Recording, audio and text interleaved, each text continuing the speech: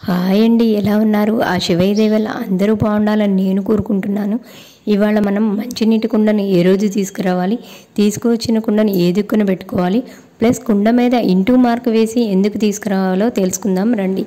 First మంచినీళ్ళ కుండను మంగళవారం, శుక్రవారం, శనివారంలో కాకుండా మిగతా వారాలలో తీసుకొచ్చుకోండి.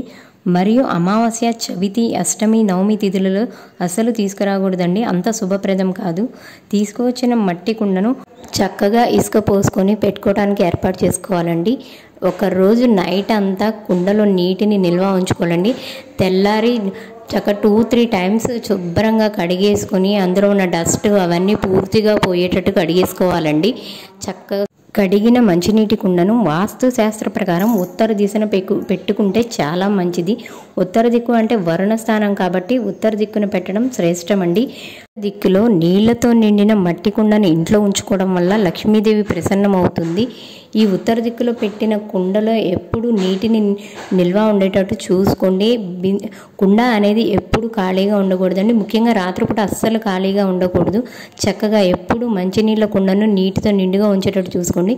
ప్లస్ ఈ మంచినీళ్ళ కుండలో పోసిన నీరు 10 రోజుల వరకు చాలా తాజాగా ఉంటాయండి. 10 రోజులు కూడా చక్కగా తాగొచ్చు, ఎటువంటి హెల్త్ ప్రాబ్లమ్స్ కూడా రావన్నమాట. మీరు పోసిన నీళ్లను ఫస్ట్ మీ ఇంటి ఆడపిల్లతో తాగించండి.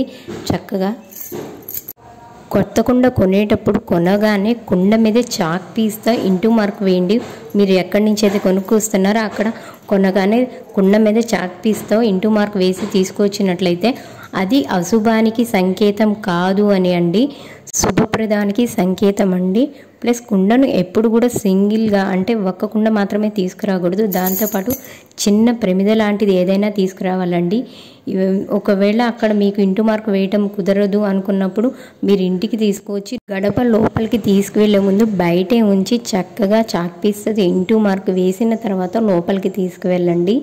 ఇవన్నీ పాటించి శాస్త్రపరమైన పద్ధతులు అన్నీ పాటించి చక్కగా ఈ వేసవికాలం మట్టి కుండలోని నీళ్లు తాగి ఆరోగ్యంగా ఉండండి. ఓకేనండి, బాయ్ అండి.